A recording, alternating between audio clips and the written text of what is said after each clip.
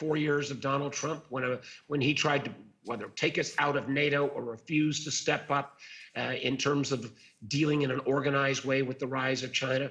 And when I say China, I think it's really important, not just from a messaging political correctness standpoint, but to make clear our beef, my beef at least, is with the Communist Party of China, Xi Jinping's leadership. It is not anti-Chinese or anti-China diaspora around the world. Failure to do that plays into the CCP's agenda.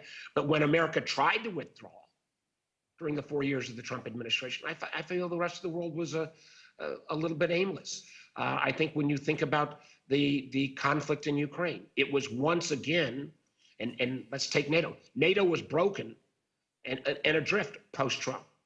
A resurgent America under President Biden, led candidly, I say, as chairman of the Intelligence Committee, by an American intelligence community that got it right about what Putin and Russia were planning to do. I remember being at the Munich Security Conference, and many of our colleagues, even some of our Ukrainian friends, still didn't believe this was going to happen. But the fact that then America has led $53 billion now of total military and economic aid combined in reaffirming NATO, Sweden and Finland joining, I think American leadership is absolutely essential.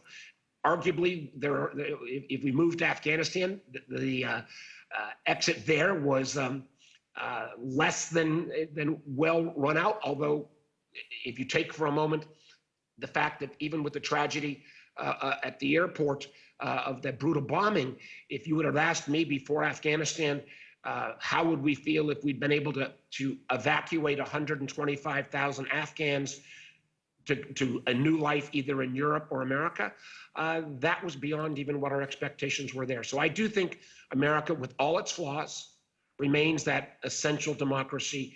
We need to do better, but I still think it is a country that without this leadership, the rest of the world tends to wander a bit. You've referenced Ukraine. Do you believe that the U.S. and the rest of the world's democracies are doing enough to support Ukraine? Well, again, if you recall prior to the war, there was a question about how NATO would respond. There was a question whether our German friends would be willing to take on and get rid of things like Nord Stream 2, whether the West would rise to the occasion. Again, I think we have met that call. NATO is more united than ever. The fact that Sweden and Finland want to join, the fact that our friends in Switzerland have actually, for the first time historically, come off their traditional neutral position.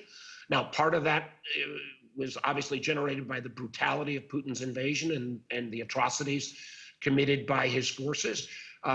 Could we have gotten some of our arms sooner? The bid and the ask between what the Ukrainians are asking for and what they're getting, we're probably lagging a few weeks. That's not just America, that is our European allies as well. But if you take for a moment the $53 billion that America has committed, and roughly it's about 60-40 military to other type of aid, and you look at a rough analysis of our European allies, together we are totaling close to $50 billion in defensive aid committed to Ukraine since the beginning of the year. You take that $50 billion number and peg it against the total Russian defense budget of $66 billion.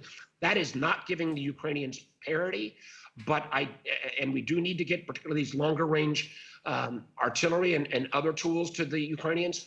But the Ukrainian military has the runway so that Putin knows, even with his kind of slogging it out in the east, the Ukrainians will have the armaments need to continue to resist literally for months to come. So does the West need to do more? Can the West speed up delivery of the next iteration of weapons? Yes, we need to continue to move.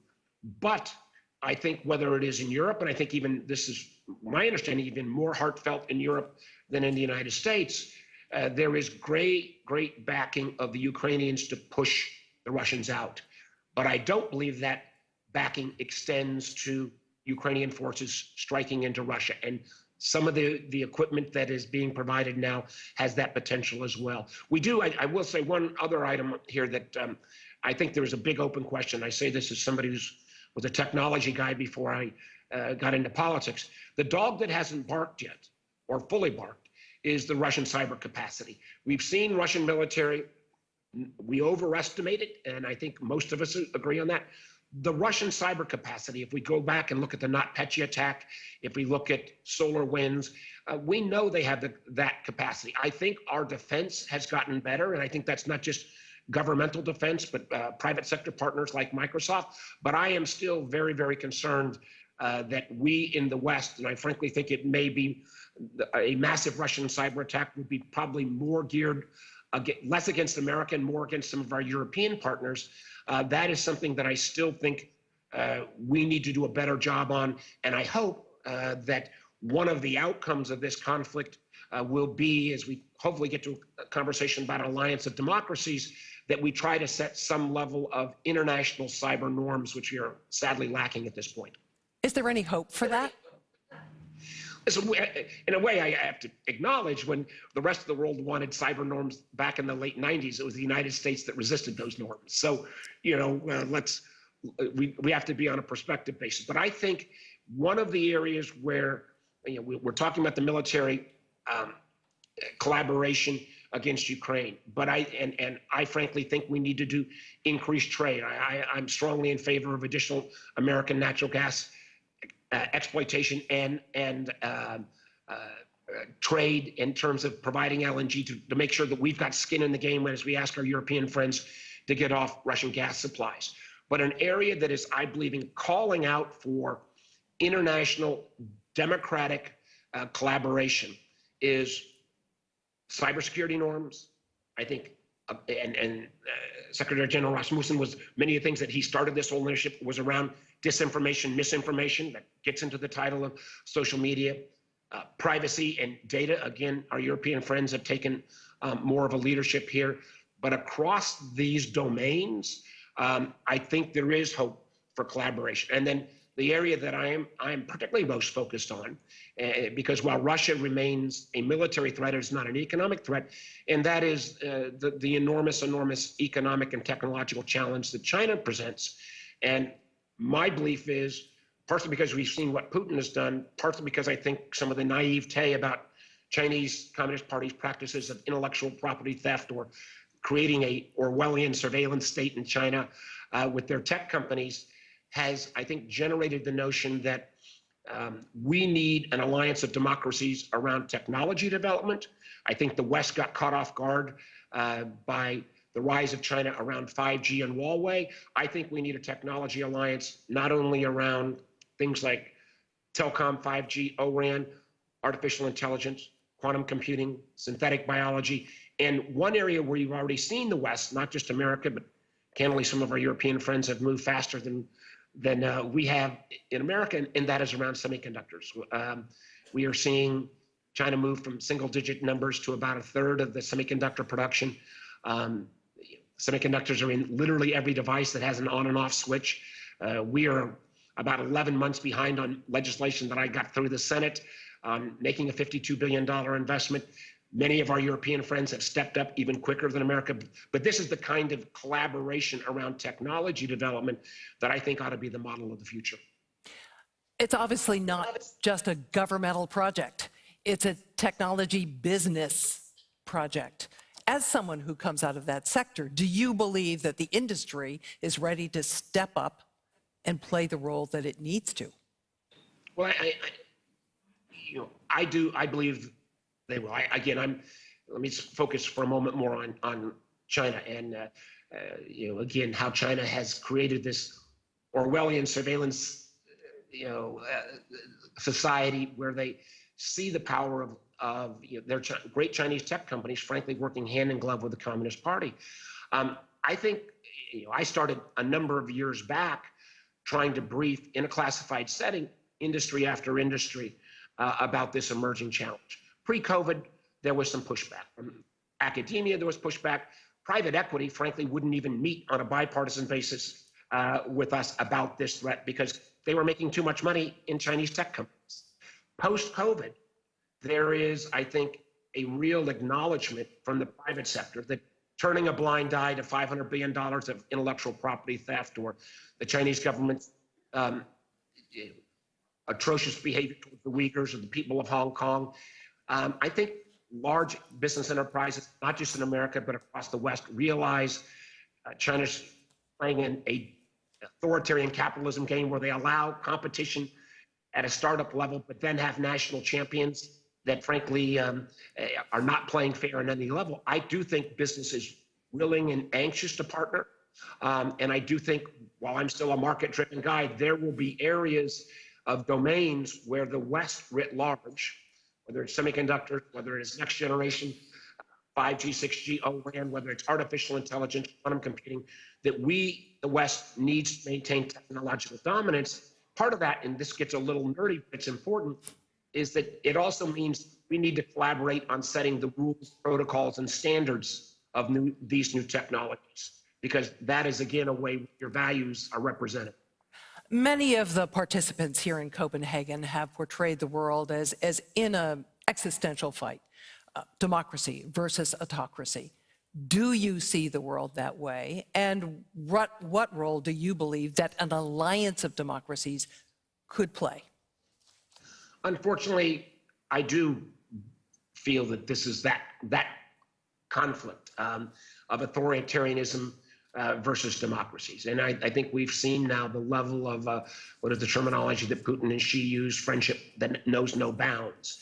And, and candidly, again, I think the economic model that China presents is much more attractive than the Russian model. But the idea that China, through its Belt and Road Initiative, can say, we have an authoritarian state and we will offer you not only investments in your traditional infrastructure, but we can provide you, if you're an authoritarian leader, with their surveillance system where you can monitor any dissident in your country. I can see that could be an attractive model. So I do think democracies need to stand up. I frankly wish the administration, and I've had this debate with the administration a number of times, that this needs to be more formalized rather than a one-off set of allies on semiconductors, another on telecom, a third on artificial intelligence. There might be different countries that would play different roles. I think this needs to be broader than the kind of traditional American approach of either Five Eyes or NATO or even Quad. I think it very much needs to include some of our Asian allies. We've seen already countries like Japan, South Korea, others stand up on Ukraine. I've been disappointed on some of our friends like India and Israel not fully weighing in. But if we think about this technology alliance, it is a much broader set of players than the traditional American-based alliances that have existed in the past. And I think there would be that interest, because I do think the challenge of the 21st century, candidly, will not be who has the most tanks, guns, and planes, but I think it'll be who leads the development in these technology domains. And I think, candidly, we in the West, post the fall of the Soviet Union, assumed that we would dominate in all these areas. Perhaps America the worst, thinking they would not dominate in all these areas. And China has a very, very aggressive policy that I think we need to counter. Senator Mark Warner, thank you so much for joining us from Washington. We appreciate it. Thank you, Gina. I know I'm the one with President Obama, and I think they'll all be always very impressed by your presentation. Thank you, Gene. My best to all. Thank you.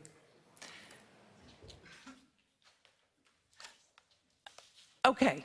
The Obama Foundation's goal is to inspire, empower, and connect people around the world. It aligns quite nicely with the Alliance of Democracies goals as well. We're going to hear much more from the Obama Foundation in just a moment. Stay seated. It'll start in just a second.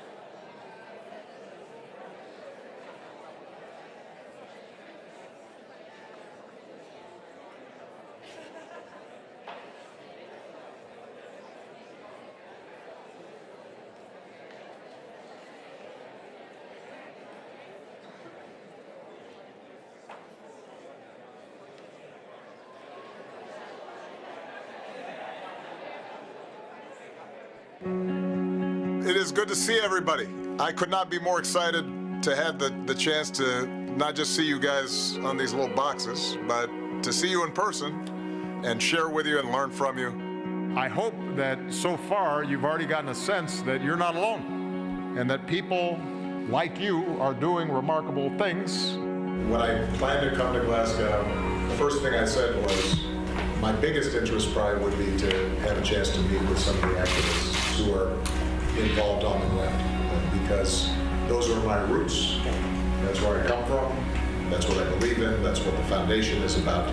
The Obama Foundation Leaders Program is a 6-month non-residential leadership development journey that our participants undertake in order to augment their leadership skills and also build a supportive community with other change makers from across the globe.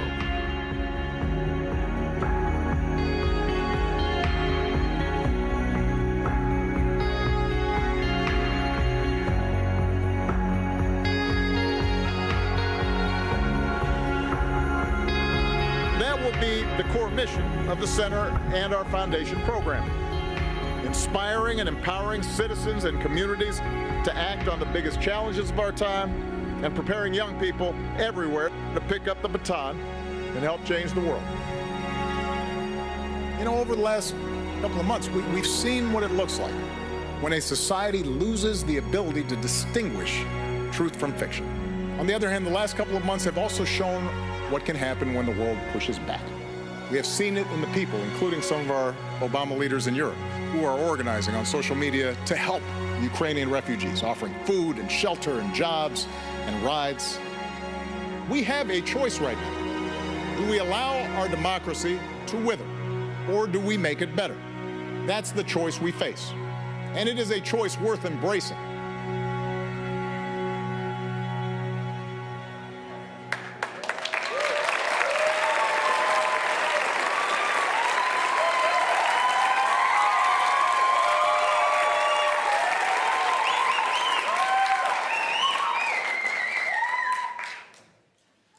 One of my favorite childhood memories is of my Danish mother teaching a vibrant group of Somali, Iraqi, and Turkish women gymnastics.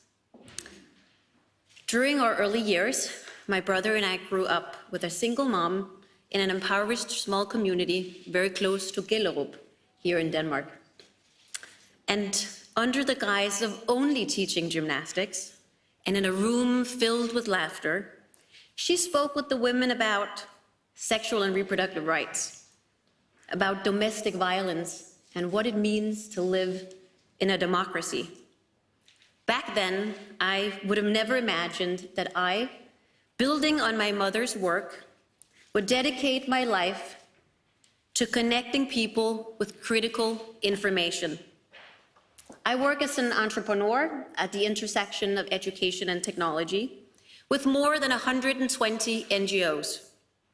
Our brave partners work in the sphere of sexual and reproductive rights, democracy, and the Sustainable Development Goals. And they connect young people with trusted information and learning experiences about these issues and others.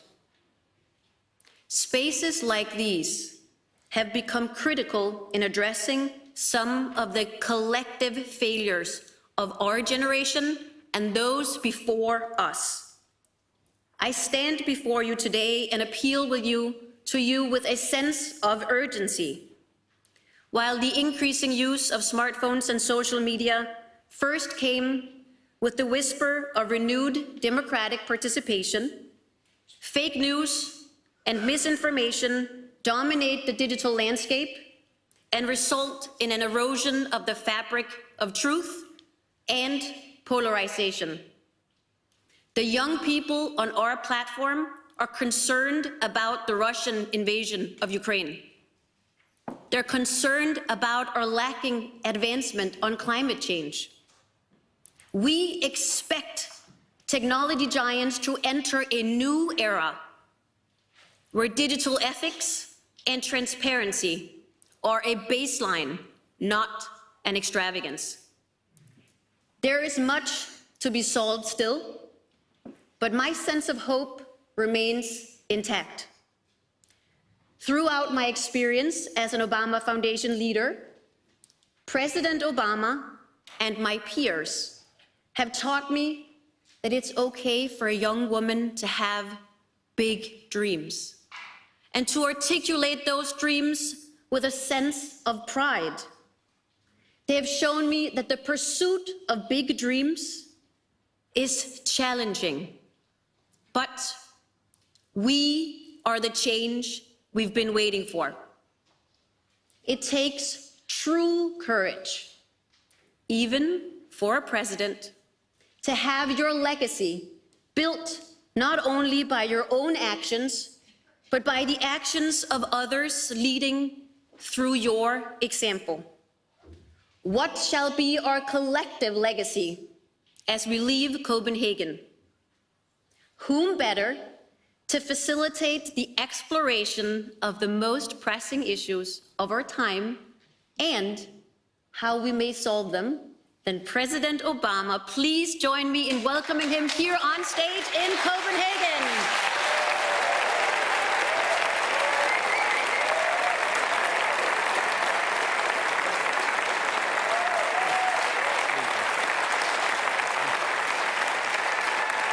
Thank you. Thank you. Thank you, please. Well, thank you, Sarah Josephine, for that introduction and the extraordinary work that you are doing. And I want to thank my old friend, Anders Fogh Rasmussen, for hosting me and our extraordinary Obama Foundation leaders here today. It is wonderful to see all of you. And I am confident that there have been extraordinary discussions that have been taking place since this conference began. As we meet, Ukraine obviously weighs heavily on our hearts and our minds. We've all witnessed the terrible suffering in a war that recalls Europe's darkest history. But we have also witnessed the Ukrainian people's heroic resistance to Russian aggression. They've united to defend not just their sovereignty, but their democratic identity. And their actions have rallied much of the world behind the values of self-determination and human dignity. It's inspiring. And because of this courage and because of this solidarity on display, Vladimir Putin is failing to achieve his aims inside of Ukraine and beyond. NATO has stepped up and has grown stronger. Finland and Sweden are seeking swift accession. Countries have welcomed displaced Ukrainians with open arms. Meanwhile, Russia is cut off from resources and revenue, and many of its best and brightest have left. A blow to its present, but also to its future. So we should take heart from Ukrainian resolve and from renewed transatlantic solidarity. And I know that's been discussed at this conference. These are signs of hope in the midst of despair. But make no mistake, this war is far from over. The costs will continue to mount. The course of events, as Anders and I discussed before we came out, are hard to predict. And our support for Ukraine must remain strong, steadfast, and sustained until this conflict reaches a resolution. Now, while Ukraine properly commands our immediate attention, it's also important to recognize that Putin's lawlessness is not happening in isolation. As I'm sure previous speakers have noted, on every continent, we are seeing democratic backsliding. On every continent, emboldened autocrats are ramping up repression, they're targeting minority groups, They're often flouting international law. Just as disturbing, within democracies, populist appeals grounded in fear and bigotry and resentment have elevated leaders who, once they're in office, have sought to systematically undermine democratic institutions and entrench themselves in power. In my own country, the forces that unleashed mob violence on our capital are still churning out misinformation and conspiracy theories. For those of us who fervently believe in the ideals of democracy, the question is, how do we respond? And if nothing else, recent events should shake us out of complacency.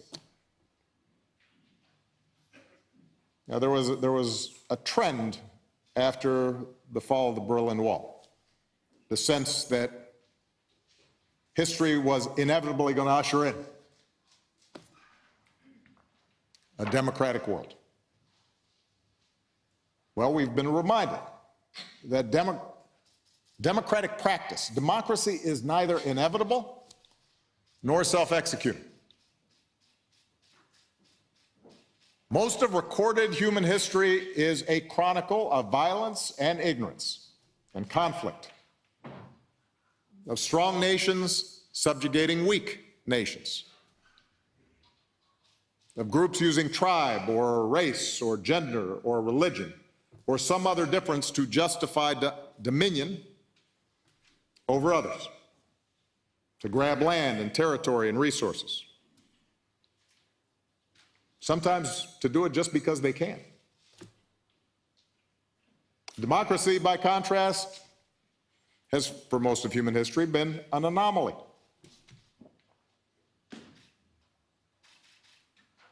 In a relatively small sliver of time, in fits and starts, through revolution, struggle, and sacrifice, democracy took hold in a few places, and then began, in fits and starts, to spread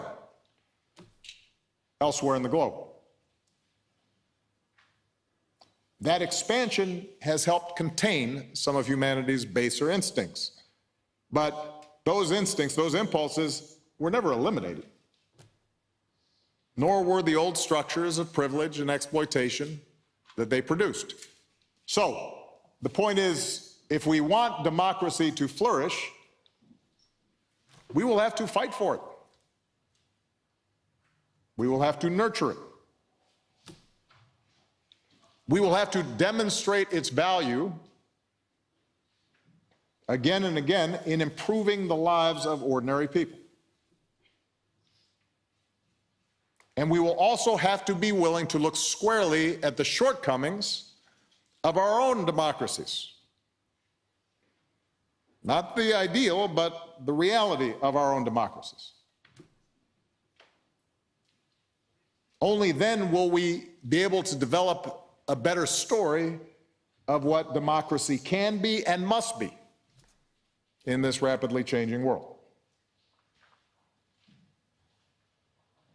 Now, for some of us, certainly those attending this conference, particularly those of you with gray hair like me, the virtues of democracy may seem obvious.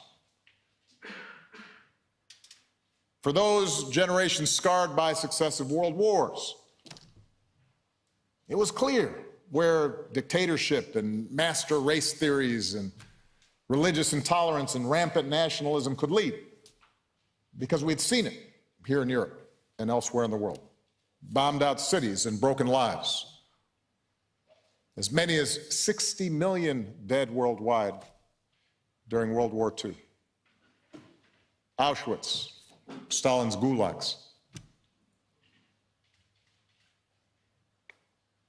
For the Allies who emerged victorious, the goal was to prevent a repeat of such tragic history. So they built institutions to check unbridled power and to protect civil society and to foster pluralism. And they realized, well, if we're going to fight this battle, maybe we have to fix some of the things in our own democracies and make them more representative.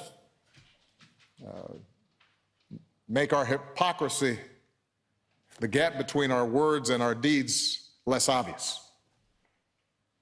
Internationally, they erected a multilateral system to reinforce international norms and recognize universal rights and encourage the peaceful resolution of disputes. And as imperfect as these institutions were, most people during this period understood, to paraphrase Winston Churchill, that democracy beat the alternatives. 2 cheers for democracy.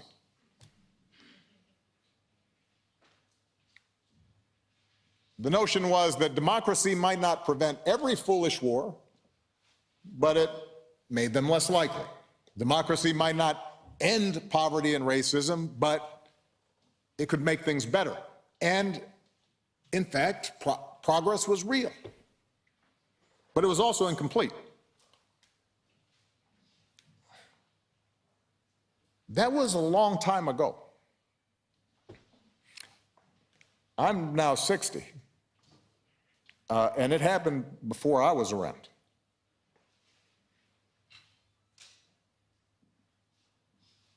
Most of the people alive on the earth today don't have that as a reference point. Today, abstract appeals about democracy won't persuade the jobless youth on the outskirts of Paris, may not persuade families in northern England struggling to pay the bills, or the displaced workers in the former factory towns of the American Midwest. And they barely register with the hundreds of millions of people trapped in poverty around the world. You know, a few weeks ago, I met with some young leaders who had just completed one of our Obama Foundation programs. We were in New York City. One of the participants was a remarkable young African who had built an organization that expands educational opportunities for underserved youth. And he asked me a question. He says, President Obama, how do I answer my peers who argue that democracy in our country has failed to deliver? Everywhere we see corruption, poverty, a lack of progress despite election after election. When my peers look at China, he said, they see a model of orderly advancement and material improvement in people's lives. So even if it means restrictions on some freedoms, isn't it worth the trade-offs? And instinctively, I pointed out that the same system in China that his friends were praising now had let millions die of starvation and produced the chaos of the Cultural Revolution. I told the young man he was too young to remember what life was like in his own country before democracy came, how there had been a brutal civil war that resulted in the death of millions, chronic corruption, and strife under subsequent military regimes. So I told him, you need to broaden your lens, and he listened politely. What was he going to do? Maybe he was even convinced by my arguments, but you could tell he didn't think his peers would be, at least not until those arguments were accompanied by measurable changes in their lives, where they live, in the here and now, not by reference to what happened 30 or 40 or 50 years ago. And I'm convinced some version of this conversation is taking place right now in every country on every continent. I'm also convinced that for us to win what is a contest of ideas between those of us who believe in democracy and those who are convinced that older ways of doing business are better, in that contest of ideas, it won't be enough to just say what we are against. We have to describe clearly what we are for. It won't be enough to reaffirm a creaky status quo, to just put a new coat of paint on the existing order. Because the fact is that order has been shaken at its foundations by globalization and financial crisis and social media, by rising inequality and mass migration and climate change and a multipolar world. If we are going to fortify democracy, if democracy is going to thrive and not just survive in a few pockets on the map, we are going to have to rebuild our democracies and their institutions so they work better for more people, for this new age.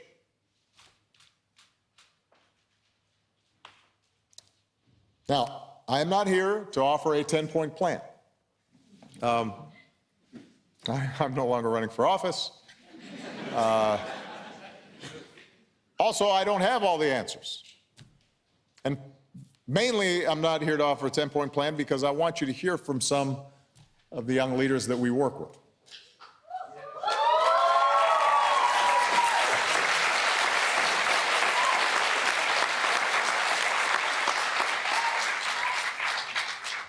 This is their friends and support group.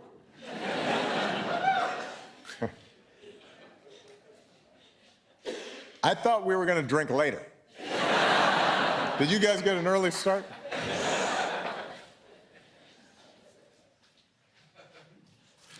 What I do want to do, though, before I bring these leaders out, is I want to just spend a few minutes sketching in very broad strokes some of the work that I believe lies ahead.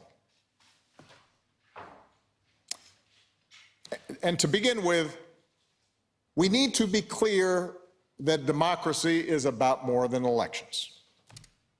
Most of us understand this, but I think we really have to continually focus in on this.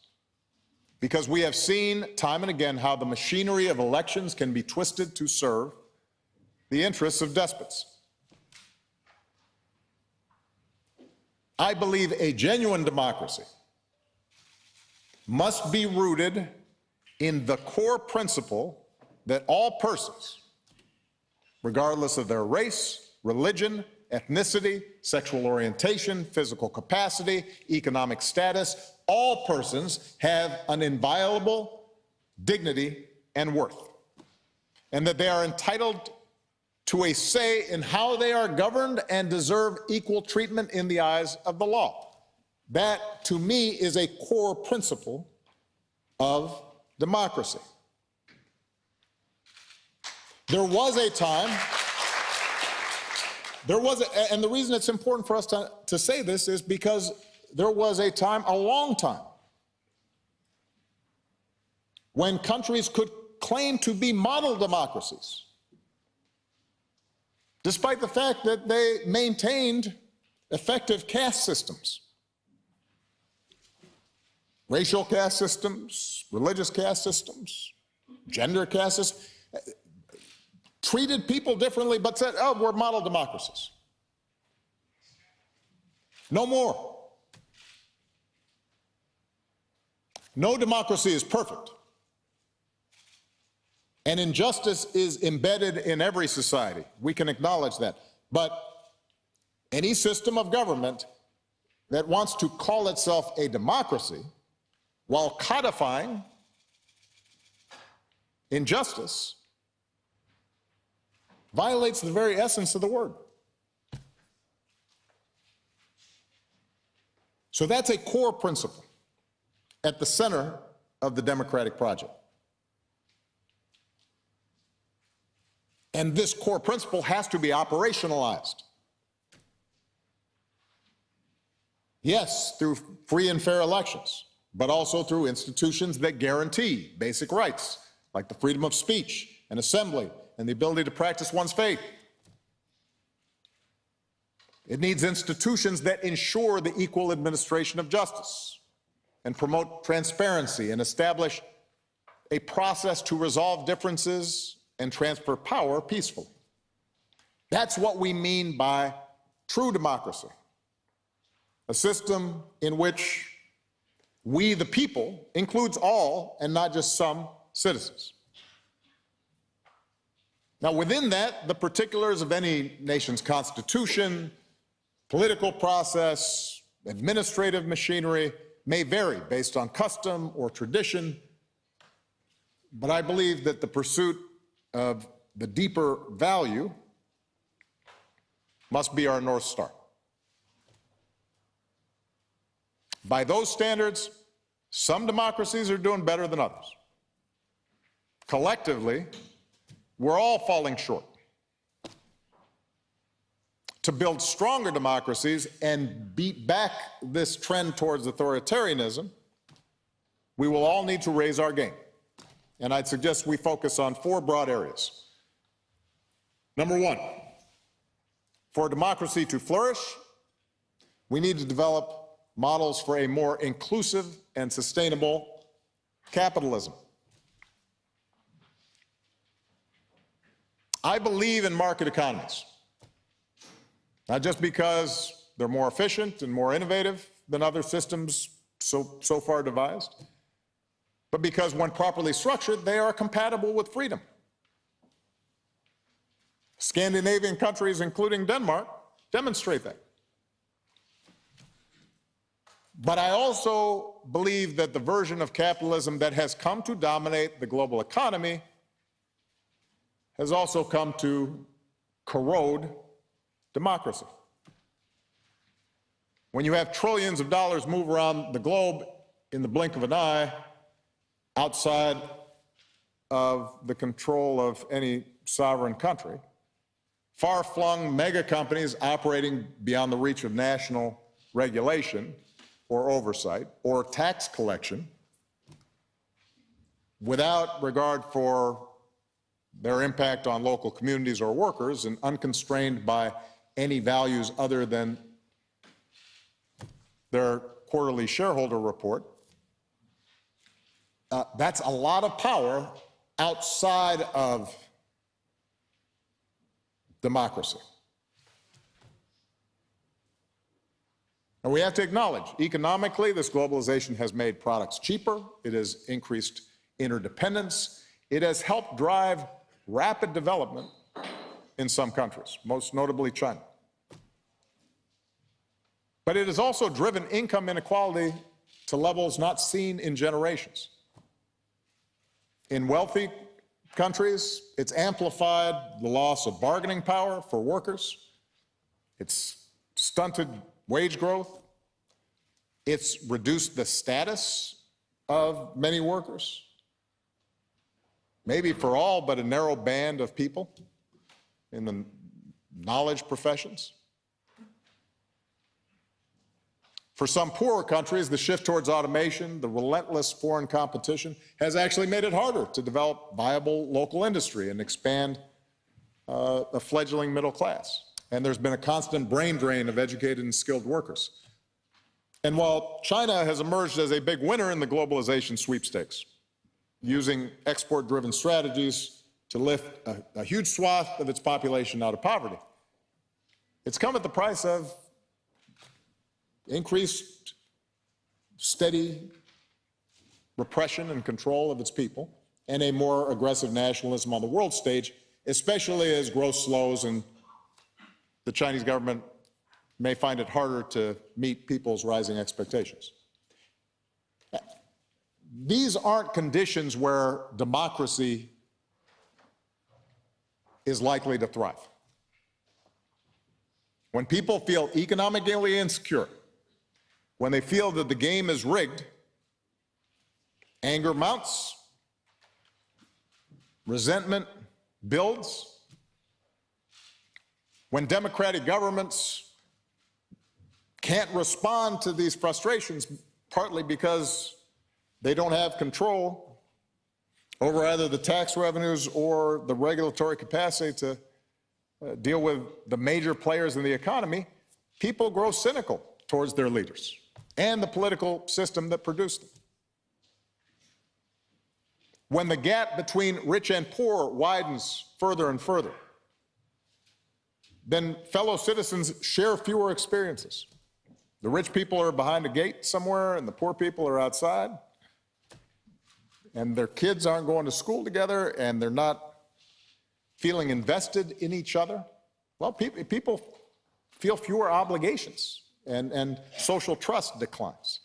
And in the absence of solidarity, people are more likely to turn to populist appeals from strongmen who offer somebody to blame,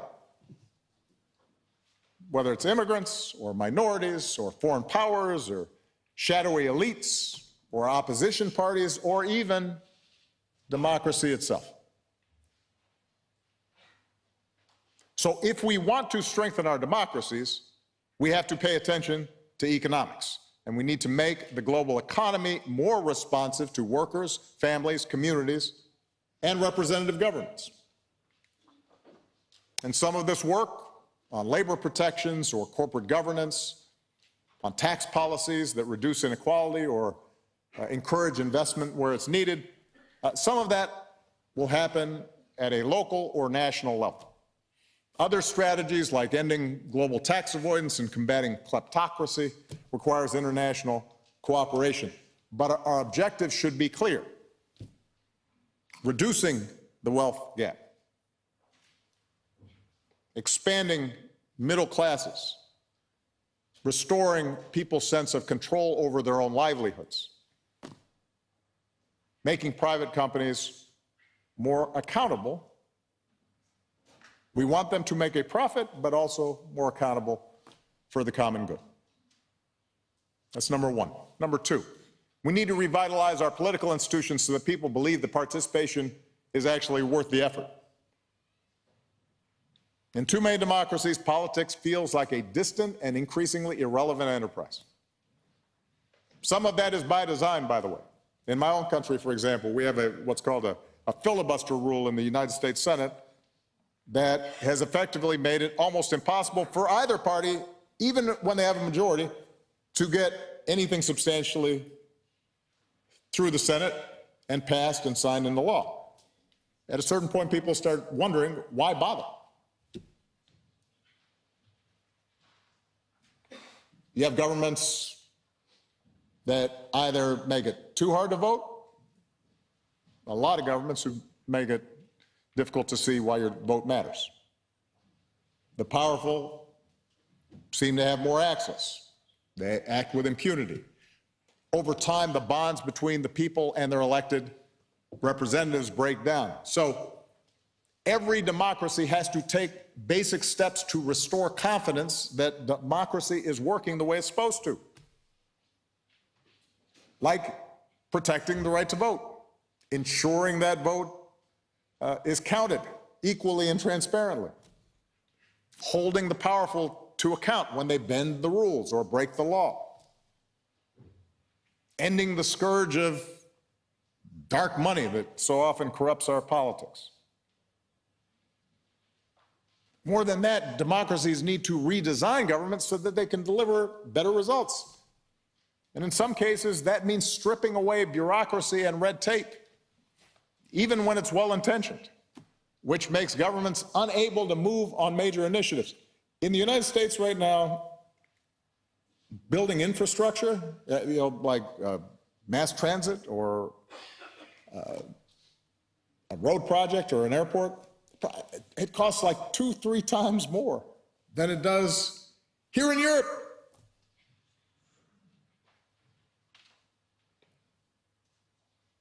And in some cases, it means pushing more decision-making to the local and regional level, so we can road test new ideas to solve problems and build bridges between those in power and the people that they're supposed to represent.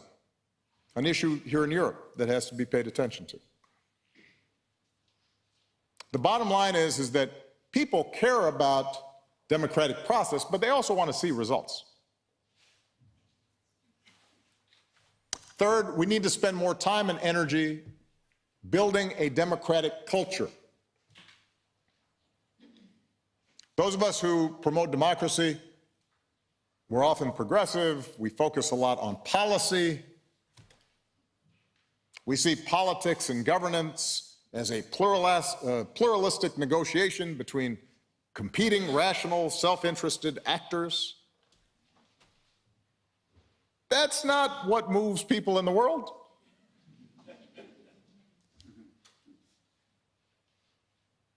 Emotions matter. Stories matter. People care about meaning and purpose and belonging and status. And in this age of uncertainty and polarization, we've seen the loss of many of the stabilizing foundations in people's lives, whether it's neighborhoods that are disrupted or religious, cultural, civic organizations that are atrophying.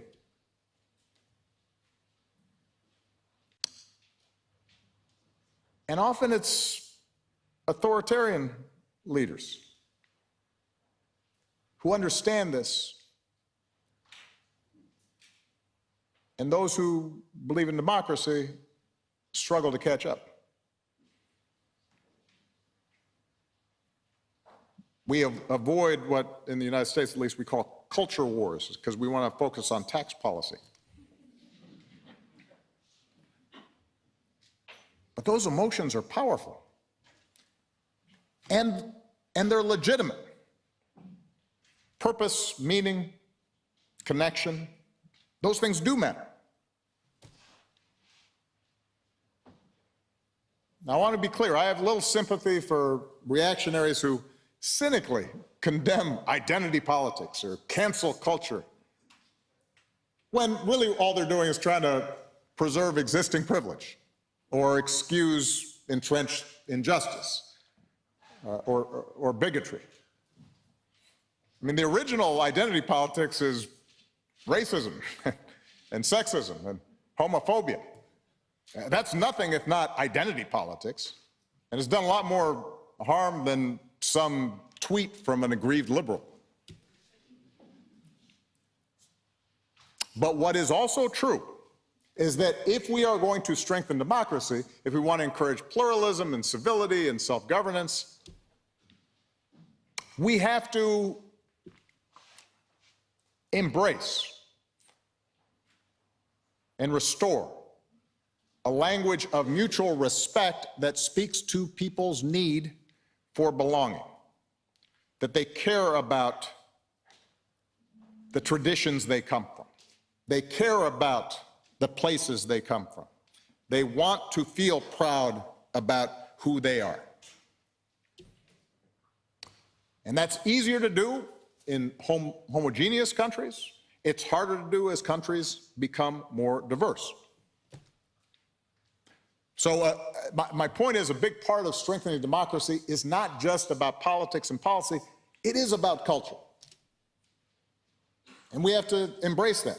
We have to expand the civic education we provide our children and give them practice to live in a democracy. We have to create organizations that give them experience in working with people who are different and exercise their civic muscles. We need to create platforms that encourage a willingness that nudge people and incentivize people to extend good faith to those who are not like themselves or don't think like themselves. A politics that is inclusive rather than exclusive.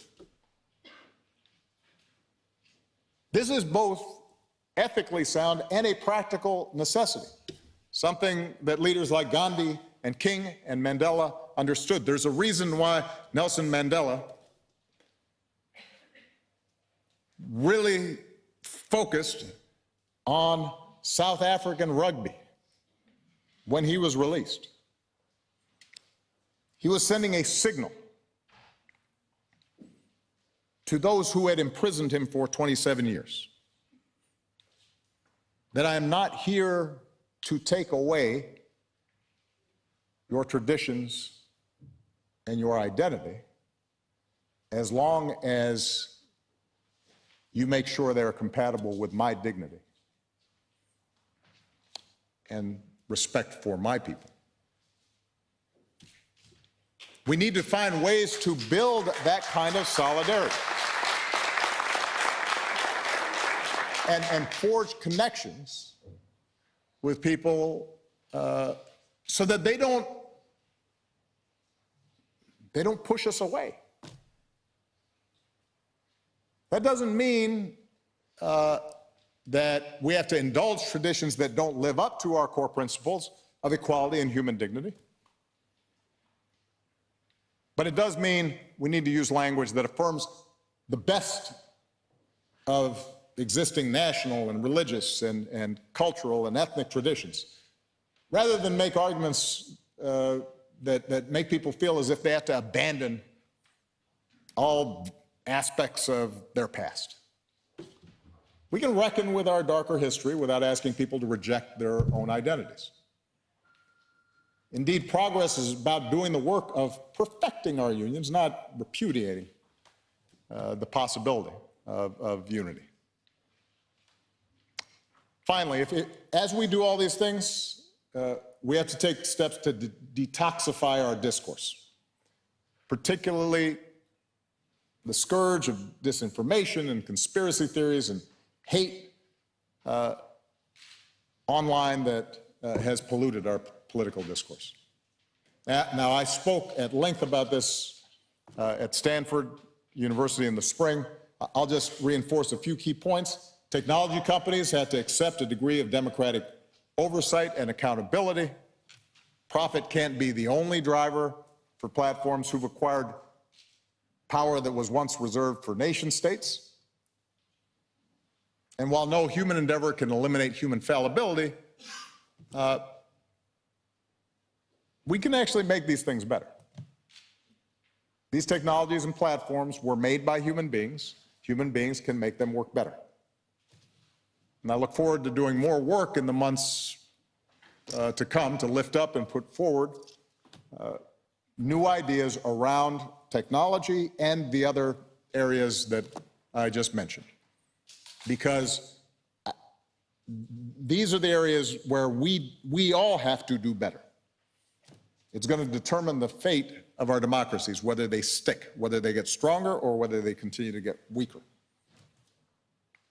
But although I'm ready to volunteer and sign up and work with existing groups and organizations that are focused in these areas, I want to underscore I'm probably not going to be the main driver of solutions at this stage, nor are many of us in this room who've already, I won't say are past our primes, but have gone through, run through positions of power. Because we need to build democracy for the future, not the past. And what gives me hope is the promise and potential of the next generation of leaders who are coming up. Young people who understand that the future of democracy, and in fact the very planet that we live on, hangs in the balance. These young people are ready to do the work, and many of them are already deeply engaged in the project of rebuilding our democracies. That's who Michelle and I are supporting at our foundation, and that is why I'm so glad to be joined by just a small sampling of our extraordinary Obama Foundation leaders from all across Europe who gathered here today. If you can all please welcome Tudor, Federica, and Selma. Come on up.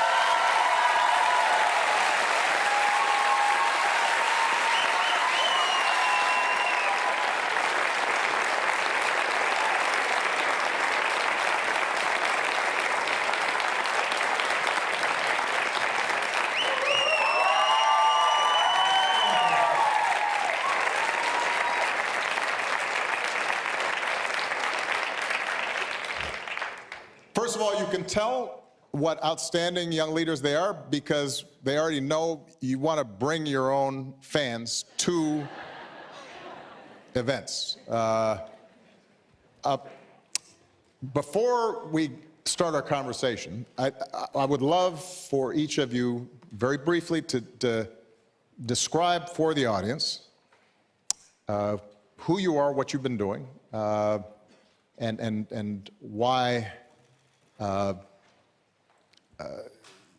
you know, it's been so exciting for you to gather with some of the other leaders and peers from across Europe. Go ahead. First of all, thank you very much, Mr. President, for having us here, and thanks to all the Obama leaders out there, because it's really nice to get in an audience with you guys.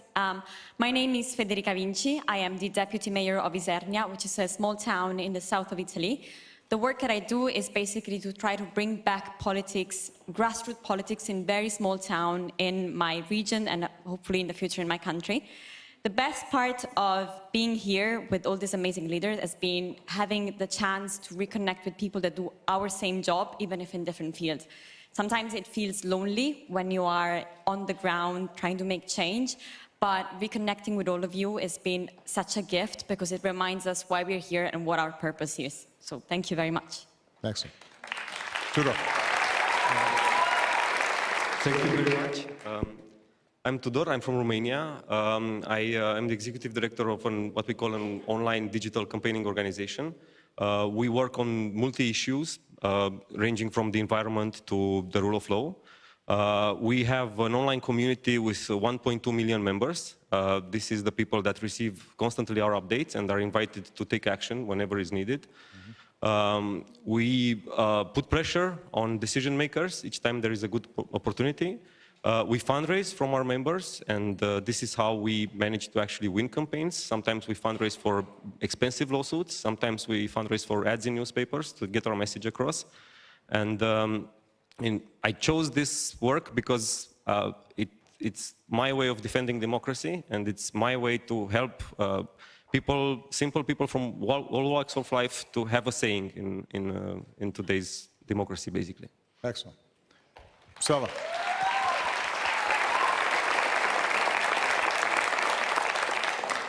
Thank you so much. My name is Selva Mustafi. I'm coming from North Macedonia, and I'm a national grassroots organizer within the biggest Roma national movement in Macedonia named Avaia, which means we are coming. I've been active for 10 years now, from the age of 16, and our movement's purpose is to build power in the communities and articulate Roma's issues on higher national level. And another thing is now that from our movement, we also built another 7 national movements in 7 different countries, and I serve as trainer, trying to build the communities, build the structures, and build power. Fantastic. All right. So we only have about 40 minutes. I want to start with an open-ended question. Because in my opening remarks, I said that, you know, certainly for my grandparents, my parents, and to some degree for me, when I think about democracy and the tension between democracy and authoritarianism, you know, my reference point is the Cold War. I think about, you know, I was in law school when the Berlin Wall came down. I trying to do the math as to whether you were born when the Berlin Wall came down. I don't think so, right? And so I'm interested, when we're here at this Democratic Summit, how do you and your peers think about this issue of democracy in your own countries, here in Europe, worldwide? Is it, do you have a sense of concern and worry that democracy is declining? Do you feel cynical about how existing democracies operate? And obviously, it's hard to generalize for, you know, everybody your age, but you're also having a lot of conversations with people who are active and care about issues. So, Frederica, you want to start?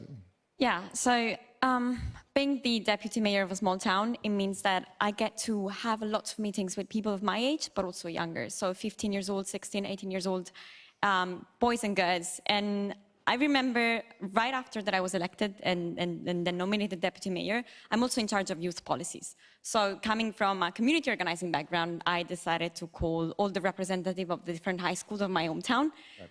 We sat around the table and I asked them, so guys, tell me, how have you worked with politicians in the past? What have you guys done together, or what has been done for you? And well, before asking this question, the first thing that they said to me was, have we done anything wrong? So, right. Why are you calling me in here? Am I in trouble? Here? Are we in trouble? Yeah. And this made me realize that these guys had never been, and these girls had never been listened to before. So when we were talking about politics, they were completely disillusioned. Not because, and I thought because they didn't have any luck for the future, or they didn't have any thought about their jobs, but actually they were not even thinking about their future. They had never been listened to. They've never been involved in policy making. Politicians were doing policies without involving them at all. So they were like, we don't see politicians, we don't hear from them, we just see them when they want our votes. And I think that if we want, of course we want democracy, right? We want our rights to be protected, we want our freedom, and I don't think that anybody would exchange democracy for anything in the world. Yet we have to admit that democracy, at least in places like mine, is failing generations like my generation or generations even younger.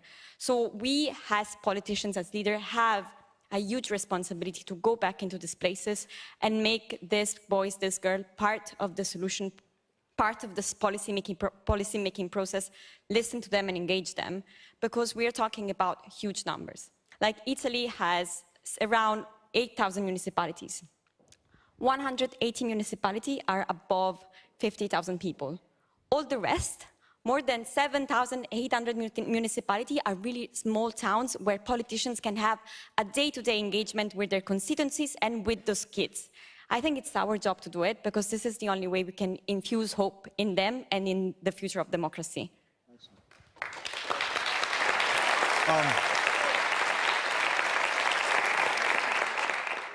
As I listen, I'm going to think of new questions. I'll give you a new question, Tudor, but you can answer the old question. Take it where you want. But as I was listening to Federica speaking, she mentioned online, and one thing we know about young people, whether in Europe, United States, Africa, anywhere in the world, a larger portion of their time, attention is on the phone or a screen. And I know that you have worked in thinking about how to use these new technologies to engage people rather than isolate them. What strategies have worked for you when it comes to engaging people online? But how does that also then translate into action in the real world? Because we have an expression in the United States, hashtag activism, where somebody just tweets like, or has a sarcastic comment about something, and then kind of feels like, well, there was my political activism for the day. But it never actually translates into voting, mobilization, initiatives that bring about change. What's your sense? Well, I would rather answer with an example. In our world, we always say that email is dead. It's difficult to reach people by email. And it's a very good solution because unlike social media, the email is targeted. You have an email address, you send an email, the person receives the email. With social media, it's much more complicated than that. And with these new networks that arise, it's hard for us to even find ways in which we can actually tap in with our messaging. When the example I'm going to give you is with a petition that was started on our website by the students in Romania. They asked for a modernization of the way in which they are evaluated. They go through the same evaluation that I went through when I went to high school, or my sister that is 10 years older than me. And it wasn't changed. And what they did is they signed a petition on our website, 400,000 of them. Almost every kid in school in Romania signed that petition. And we require an email when people sign that petition.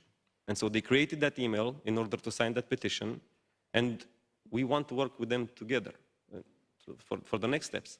What happened with that petition, the first time that it was submitted to the Minister of Education, he kind of mocked them. But then they came up with follow-up tactics. And the last declaration of the minister is somewhat, I'm going to think about it, but it's already, I see them win that campaign. Even if it's going to take a little bit more time, the way in which they work together, the way in which they are creative to put pressure on decision makers, makes me have much more hope than I have in my generation, for instance. And I would not treat these kind of things as individual, things that are too individualistic. We have to work together. The students in Romania, they somehow managed to find ways in which they talked. They used the platform that last time I heard of it, it was for online gaming, people synchronizing on strategies, and they used that software. It was impressive for me to see how well they can be organized and how efficient they are. And that is the one thing that brings me a lot of hope. So, Federica works very local. And you, on the other hand, are part of a European-wide network advocating on behalf of the Roma people. What do you see, what are the trends that you're seeing in terms of young people getting involved Europe-wide? And how do they feel about European democracy?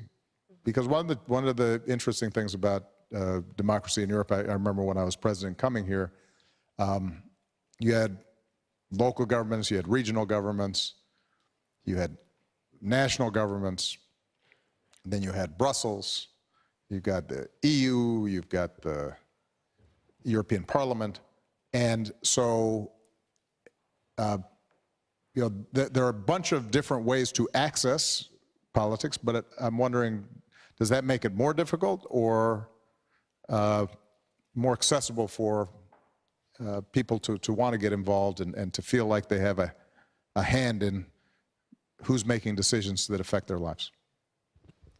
I'm going to start with the following. The democracy has always meant the same. It has meant the voice of the people, the power of the people, the decision of the people. And what I see in my generation and their perception and feeling of democracy has two aspects. The first one is that the Roma community in their mid-20s or even younger, they are very disappointed in democracy in general. Also in the approach of how some political leaders are responding to democracy and democratic ideals. And this has different reasons, because for so long, the Roma, in general, were excluded economically, politically, culturally, and were underrepresented. They didn't have their own representative who is coming directly from the community, who knows the issues in the community and the challenges, and who can deliver and articulate and tries to solve them. Because representatives who are non-Roma, they cannot know what is happening in the Roma community better than a Roma.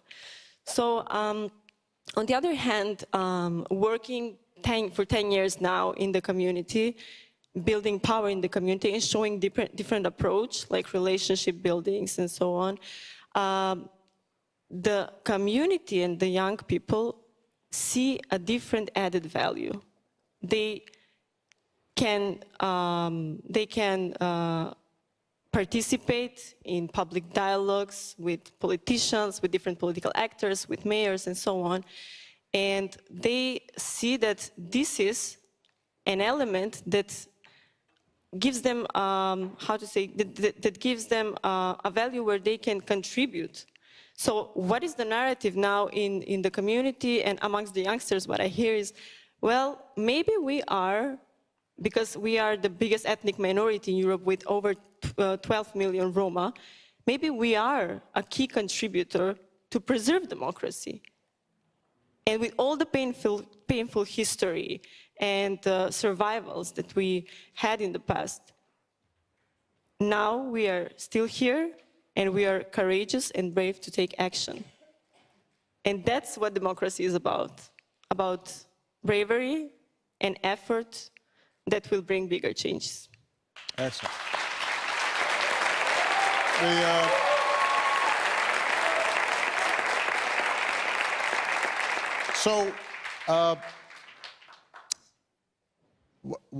All those people clapping up there, many of them are working on different issues. The three of you are working on different issues. How do you think, one of the challenges for democracy in the United States is sometimes people become very narrow in the issues that they're concerned about. You know, climate change that's a very complicated issue. Criminal justice reform is very detailed, and so organizations, activists, even elected officials sometimes work narrowly. But in order to build power and to actually move the levers of democracy, it's a huge advantage if you can form coalitions across groups. And I'm wondering, how have you been thinking about in your own work or in conversations that you've been having the need to work across sectors? Or, how do you think about the relationship between working in nonprofits versus running for office? Always a difficult debate, I think. Does change come more from the inside or from the outside beating down the door? How have you been thinking about that? We're just laughing because we were having this discussion literally 15 minutes ago. Were you encouraging Tudor to run for something? To run for office, yes. He's a very handsome guy. I think he could do well. I'm trying really hard, but he doesn't like he wants to be convinced. What I believe is that we need way more cross-sectional politics in general, but way more engagement in different sectors. Yet, there are tons of challenges. First of all, generally, as we were saying, activists do not want to run for office. And this is what I'm trying to change from the very bottom, because I believe that we have generally attached a very negative meaning to politics, while politics is the air we breathe. Politics is in every single thing we do. It's in the transportations that we take, it's in the climate, it's in the way we engage with people, it's in the way we speak, how we are educated. Politics is everything. So whenever someone tells me, oh, politics is bad, politics is corrupted, politics is full of scandals, I reply, this is what governs your life. So if this is what governs your life, do you really want to be governed by the worst people that you think are getting there? And we are electing them in democracies.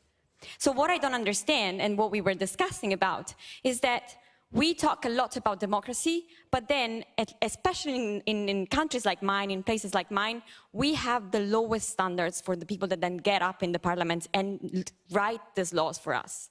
So I think that if we really want to change things, we need more people that have super high moral standards and that want to change things from the grassroots to the top level to get engaged into politics and get elected.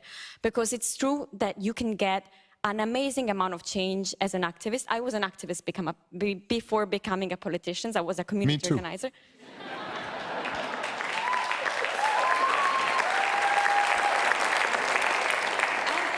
And I think I still want to be an activist. I want to be an activist. I want to get out and rally for climate change, or I want to get out with my people and clean parks if we need to.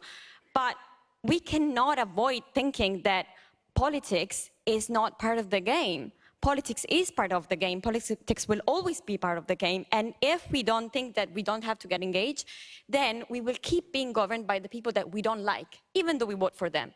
And then we have voters' apathy, and we have kids not going to vote, and we have people getting way and way far away from politics while this still governs our life. This has to change, and I am arguing that this needs to change from the very bottom, where people like me, politicians, can start talking face-to-face with their constituency and regaining the trust that they've lost so far because they have been governed by the wrong people, because the right one were just too scared of the bad environment that politics brings up on.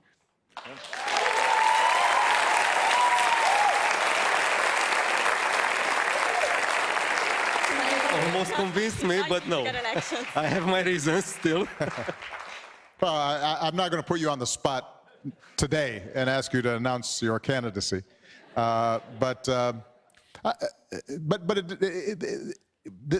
this goes to the issues of this summit. You know, it's often easy to defend democracy in the abstract, but if you have been an activist and you've been working from the outside, sometimes it is difficult to see why change is moving slowly on the inside.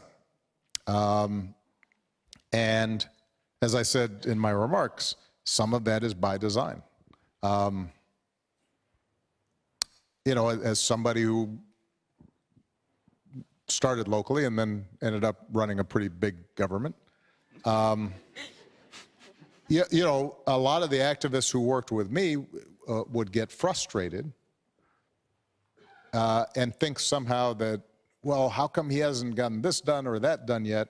It must be because he no longer cares about us. You know, he's talking to all these, you know, rich contributors and this and that. When in fact, no, I still want exactly what you wanted, but the wheels of government are just moving very slowly because there are all these systems that are set up to block it. The reason I say that is because I think for democracy to work, you have to have both. You have to have people who are in the engine room and the deck of the ship of democracy, working to make it move in the right direction. But you also have to have people on the outside who are constantly maintaining pressure and getting people involved, because that's the engine, you know, that's the fuel that ultimately is going to get you to where you want to go. Yeah, so I'm interested in how, as I said, Tudor, you don't have to announce your candidacy, but because there's an important role to play in citizen participation, activism, organization, and so far that's the role you've chosen to play. Do you feel like you can make enough of a difference in that kind, taking that approach? Particularly if maybe sometimes you see, you said like the education minister seemed like he's not listening to 400,000 students. Do you think, you know what, we should have somebody in there who does listen? It's a big temptation for many activists to go into politics, and I admire those who do. It's not a matter of me thinking that politics is dirty and we should not touch it. No, politics is where decisions are made. My fear is that if people like me enter politics, we leave an empty spot in the civil society. And that spot in a country like Romania was difficult to fill in the first place. We are a young democracy. If all of us from the civil society turn into politics, we need to bring new people to form this new civil society. And what I noticed in my line of work is that politicians become better when we demand them to do so. So I think that in a way the civil society is like that bad medicine that tastes bad, but you still need to take it because it makes you healthy. And I like to be that medicine that tastes bad. It makes me feel better. But if I would get $1 single each time I'm invited to join politics, I would solve the funding for my organization for 10 years.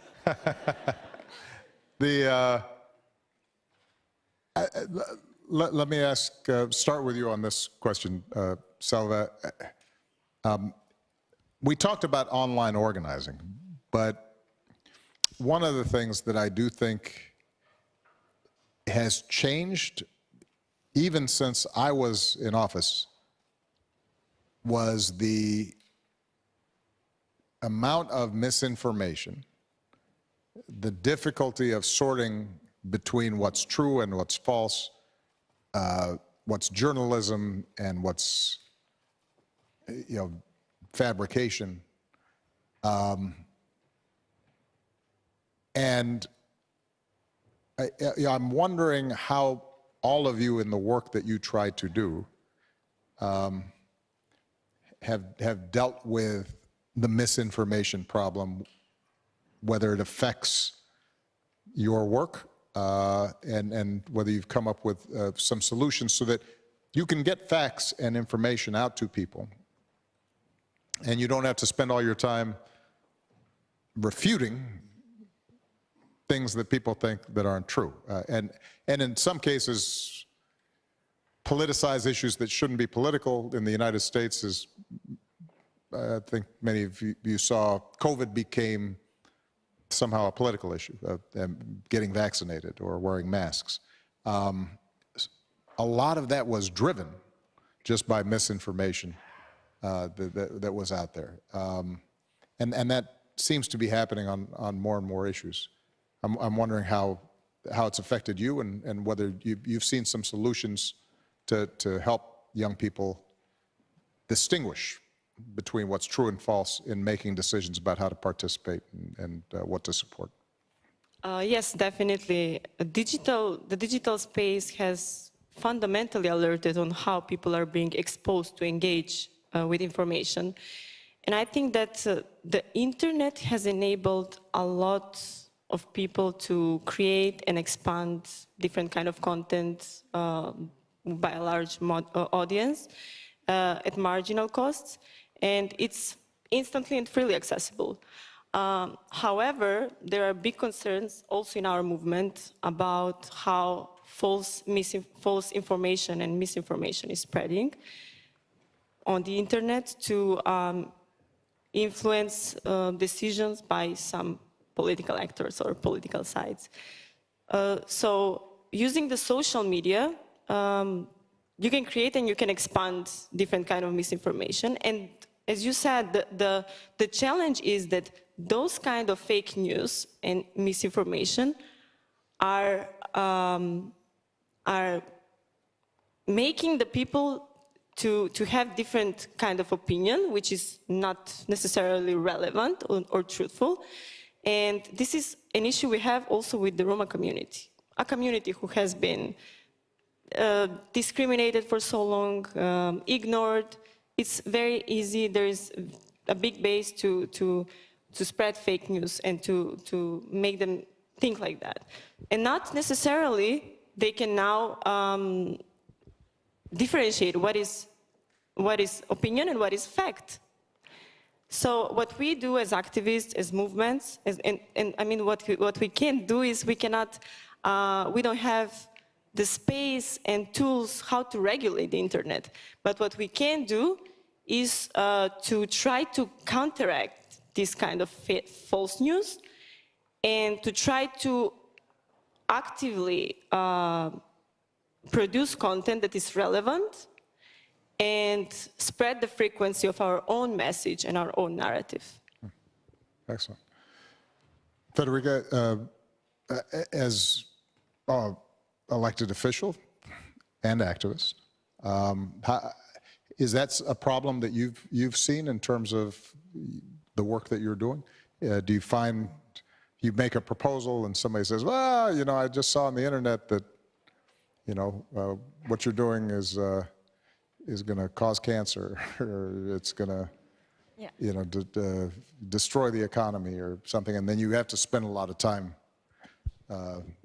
unwinding some of this. It exactly works like this. A really simple example: the cost of energy and the cost of water rose because of the war.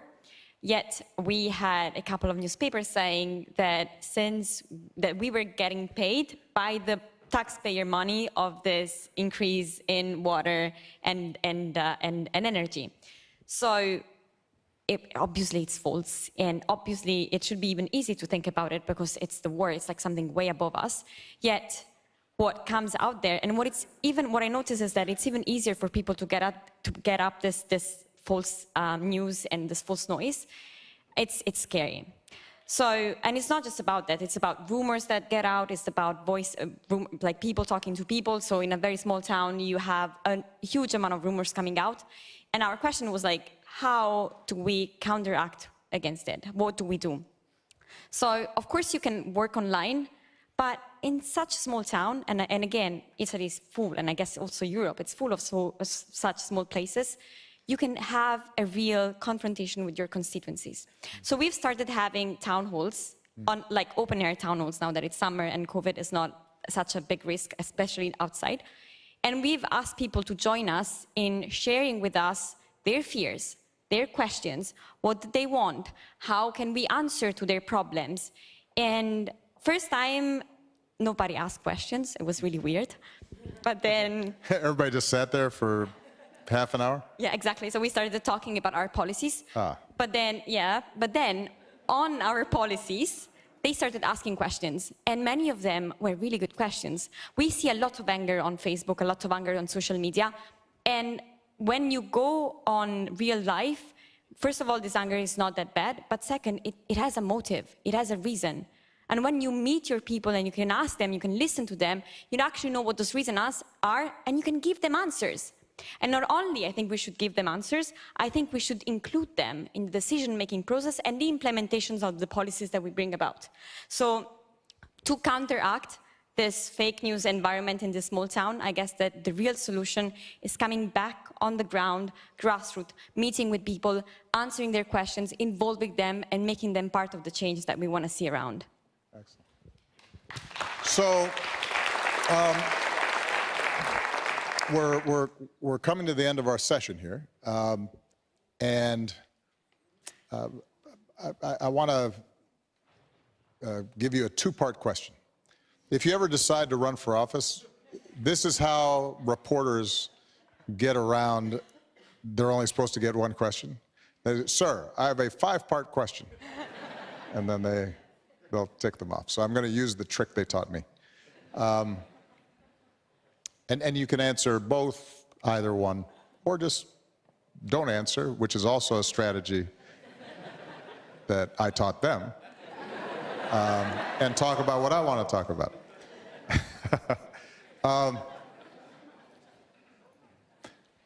I opened with my remarks, and obviously an enormous amount of time has been spent at this summit talking about the tragedy of what's happening in Ukraine. And I'm wondering how you think this has affected you, your generation, to witness this kind of crisis in the heart of Europe in a way that harkens back to your grandparents' generation. It's been a long time since we saw that much violence, and now we can witness it in real time, and displacement. So I'm curious, how's it impacted you and your friends? How do you talk about it? And does it encourage you to see the response and make you more committed to the public work that you're doing? So that's one question. Part two, because we're running out of time, is what are the things that do inspire you and keep you going? Because as I think, whether it's you, Frederica, or Tudor, but I know you all feel it, sometimes the work gets lonely. And sometimes democracy is discouraging. What is it that has kept that optimism and hope going, even when you confront setbacks and where you feel like democracy is not working? So why don't we start down with you? Well, I think that the recent context and situation has affected generally the youth, and in particular the Roma community in many aspects and many ways, psychologically, financially, and there is a lot of frustration. And as a matter of fact, in Ukraine, there are a lot of Roma, there is a big Roma community who has also been put aside and discriminated for so long. But yet again, the Roma who are there are fighting for Ukraine, and they are fighting for freedom. So I hope the war ends as soon as possible, and I hope that after the war, Roma won't be forgotten. What really inspires me, because for so long, the narrative towards us was negative. Much of stigma, negative perception, and big part of the Roma community accepted that. But going in the community, talking to people, working with people, and seeing how much of a big potential the Roma are and how much of a big capacity we have is what really inspires me and drives me. And this is something that I felt from the very beginning of my activism 10 years ago, and I still feel it whenever I go to the community. And I think that this is the new generation of a driving change, and a community who can preserve democracy and who can be part of preserving democracy in the next period. And I really hope that European stakeholders, institutions, will have more openness towards Roma and more inclusiveness in particular.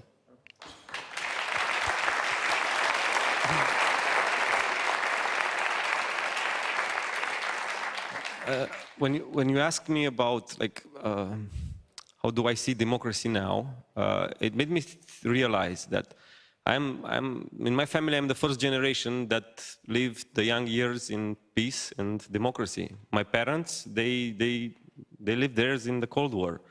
My grandparents fought in World War II. My great-grandparents fought in World War I. And so I am the first one, basically, that lived to see democracy. Now, I'm not that young. I have gray hair. I still can hide it underneath the other parts. I still remember the days in Romania when we were a dictatorship. I was very young, but there are things that still are very strong memories. The queues to go and buy food, the heaters that were cold in the winter. I do not want to go back to that. And for many years I thought that, for instance, war is something that is unthinkable.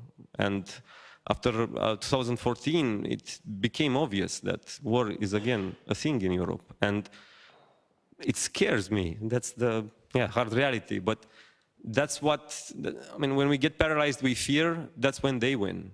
No? Fear is not really an option for us, because I do not want to go back to the days when Romania was a dictatorship. I do not want to see those atrocities happen again.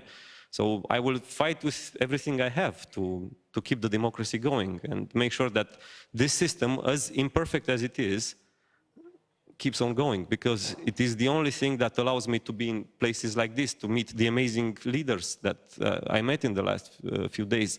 And meeting you is something that would have been unthinkable for my parents' generation. So we have to defend this, because what would come next is unimaginable.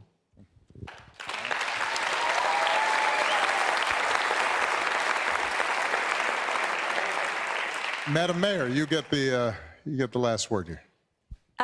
When it comes to Ukraine, I still remember the day of the war, and I remember calling my friends, and we were all shocked.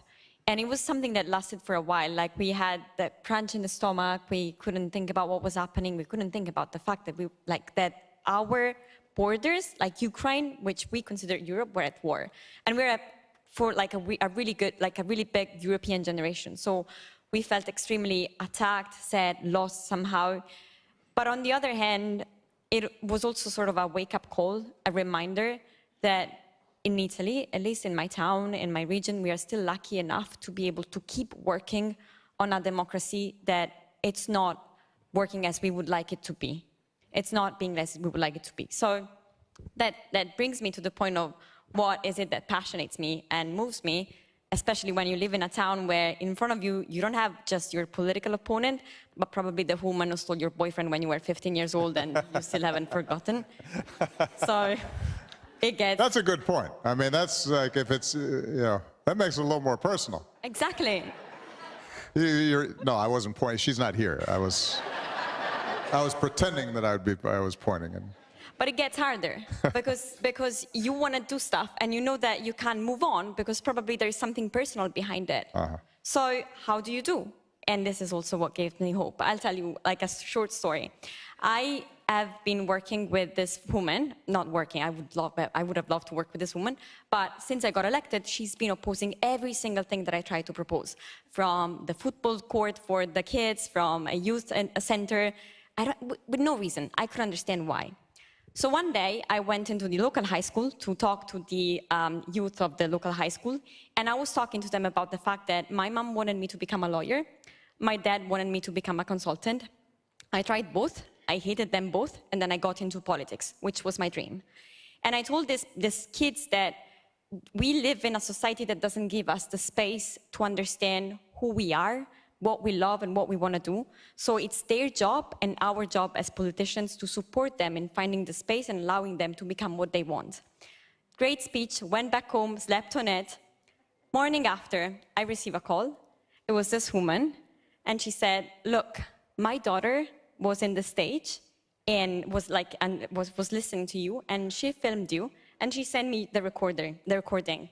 And I wanted to thank you because my story is your story, with the difference that I didn't have the courage that you had to follow my own dreams. And having you out there talking to my daughter about the fact that you did, gave my daughter the confidence to come to me and say that she wanted to become an architect. So thank you very much. I'm looking forward to work with you on this youth center. That's great.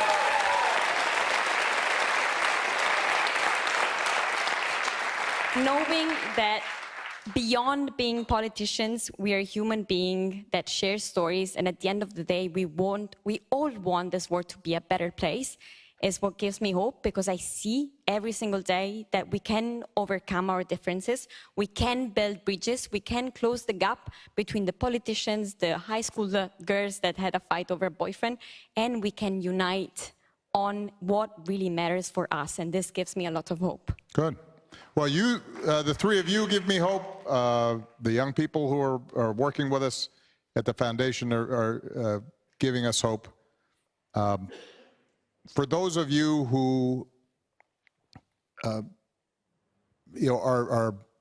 already parts of organizations working on democratic issues, either here or on other continents, I cannot tell you enough that we have to invest in this cohort if we are going to succeed. Because every time I have a chance to have conversations, the kind of idealism and innovation and imagination and courage that you've heard from these three, they're out there. And they need to be heard and need to be empowered because they're going to be the ones who take us where we need to go. All right? Please give them a big round of applause. Thank you, everybody. Thank you.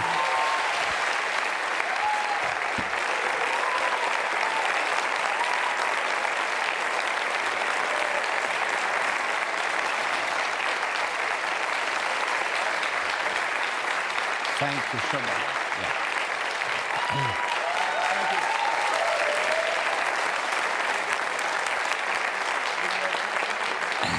Yeah. Thank you. Thank you. Thank you. Jag klappar för det här. Ja. Thank you. Thank you. Thank you.